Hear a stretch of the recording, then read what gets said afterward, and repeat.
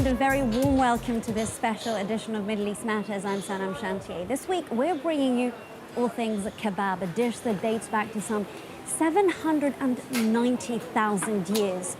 Now, when it comes to the region, there's a mouth-watering array on offer, and I imagine most of you are familiar with the doner kebab.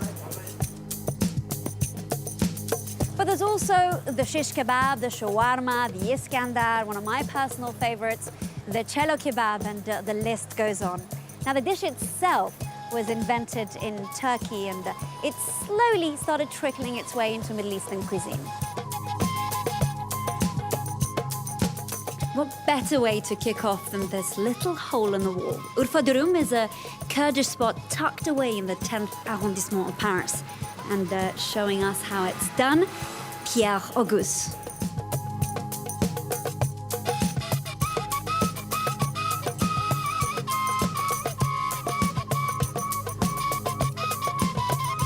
Pierre, tell us about the history of the kebab.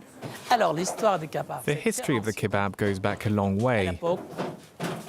In medieval times, soldiers of the Ottoman Empire killed animals, skewered them on their swords, and grilled them on an open fire. Then they ate the meat. That's how it all started. Over time, the cooking style evolved and people began to serve the kebab in restaurants and sandwich bars. There you have it, the history of the kebab. Pierre, can you tell us how you make this, your take on the kebab, which of course is called the durum? Just like this. And I use a little trick to speed things up. Here, let me show you, but don't tell anyone. I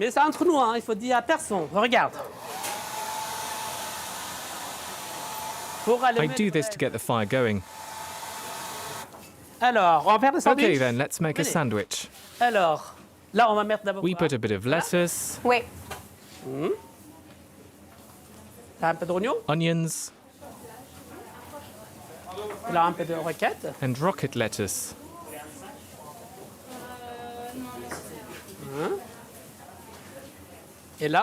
Then we add some parsley. This looks so fresh. Yes, we need fresh vegetables, otherwise we can't eat it. Let's add some tomatoes too.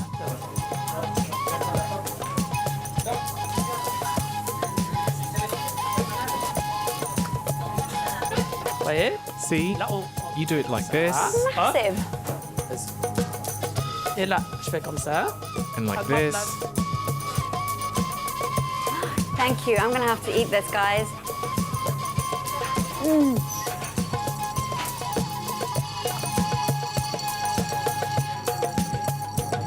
Now, Pierre, no kebab is complete, certainly for me, without this drink. It has different names in Iran. We call it dur, you call it dao, in Turkey it's ayran.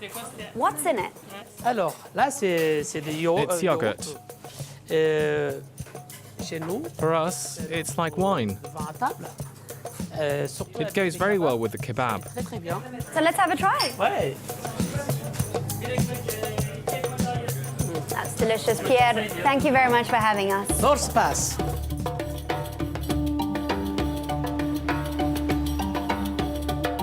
Now we're on Rue des Entrepreneurs, which has been home to Paris's Iranian community for decades. In fact, it's been dubbed Téhéran-sur-Seine, and there are plenty of restaurants here. Let's go into Mazet, which has become a bit of a haunt for French and Persian celebrities here in the capital. We're here with Sam Tavassoli, the son of the infamous owner Ali Tavassoli. Thank you very much for being with us. Thank you to be here. Can you explain to us how the kebab made its way to Iran? The main moment that it became really the national dish was during the 19th century, where it was the Qajar dynasty. The Nasser-ed-Din Shah was a big fan of CHELO kebab. So at this moment, all the restaurants started to serve this dish, and it became the national Iranian dish. Now, for us, it's a national dish, but it's also a massive part of our culture. It's a big deal for us. Exactly. Actually, not only in Iran, for all the Iranians all around the world, on the Friday or Sunday, it depends where you are, you go on your grandfather home, he make the koobideh, the juje. If you cannot, you go buy it on the restaurant and you come, but it's the kebab time. We put the kebab in the middle of the table and everybody go and eat everything he wants, and usually huge quantities. Now we're here and I cannot ignore what we've got in front of us. Can you tell us exactly how the Iranian kebab is served and exactly what all these condiments are? Exactly. So we have here the main meat kebabs, which is the kebab barg. Barg means like a leaf, that's because it's cut like a leaf. You can make it with lamb or with beef. And the kebab koobideh, which is the ground lamb, which we have it in all the Orient And that places. is the general favorite. Yeah, exactly, for everybody. And we have also the juje kebab, which today, because koobideh is a little bit difficult to make, in Iran, a lot of people eat juje kebab because it's easier. We just make the chicken in lemon and saffron and we grill it.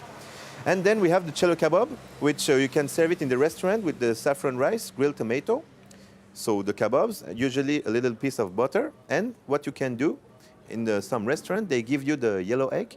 You put on the middle of the rice, and you can have a very nice and creamy rice with your kebab.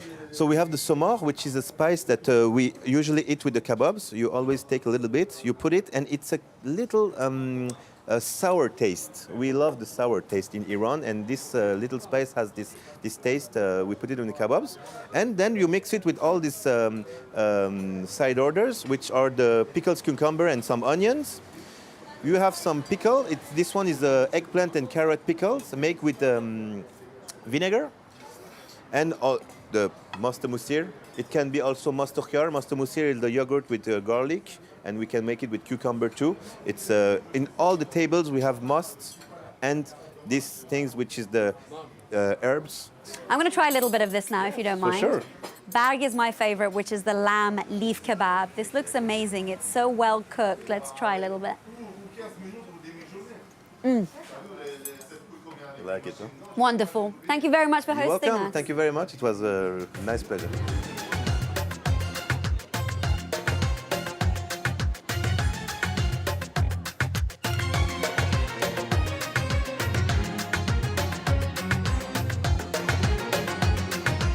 Last but not least, we're in the kitchen of Lebanese chef Karim Haidar. Karim, thank you very much for having us in Askini. Now, we've spent the day sampling kebabs from different countries. What does it mean to serve up a kebab on a plate in the Middle East? In fact, it has different meanings. You have the Turkish kebab, which is the doner kebab on a vertical skewers, which is served in sandwiches or in a plate. You have the Iraqi kebab, which is very well known as crushed meat with basil and beautiful taste. You have the Indian kebab, bowls of meat in yogurt. All those kebabs we heard of, and of course the Iranian kebab, which is on skewers too, and which is really beautiful to eat. And what's Lebanon's answer to the kebab? Because when we think about it, we're automatically thinking about the shawarma, but that's not it, is it? In fact, the shawarma looks like a doner kebab, so the Turkish doner kebab, but it's made with pieces of meat, not crushed meat nor even minced meat. So in a way, it's very different. It's only the way of cooking which is similar than the kebab.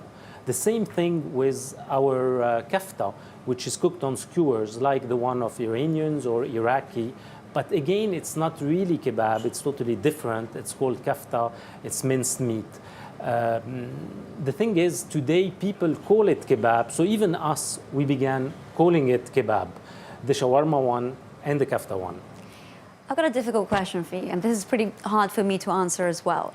If we had a battle of the kebabs, who would be the winner? Very difficult to answer. In fact, everyone is so different. Personally, I prefer the Iranian one, but this is me.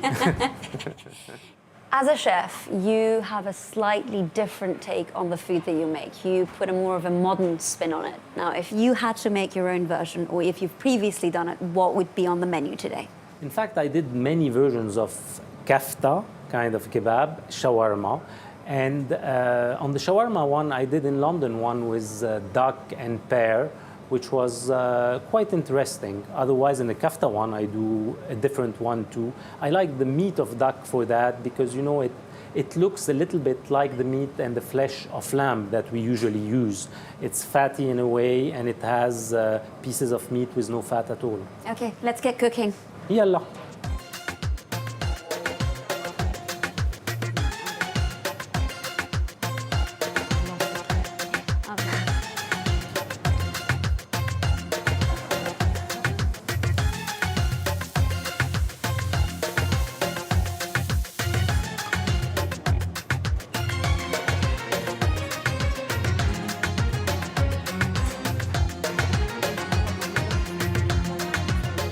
That's it for this special, delicious edition of Middle East Matters. Thank you for watching. Now we're all going to tuck into this duck shawarma. Come on in.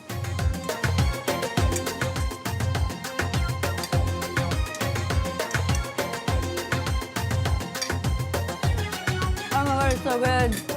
Oh, it's really good.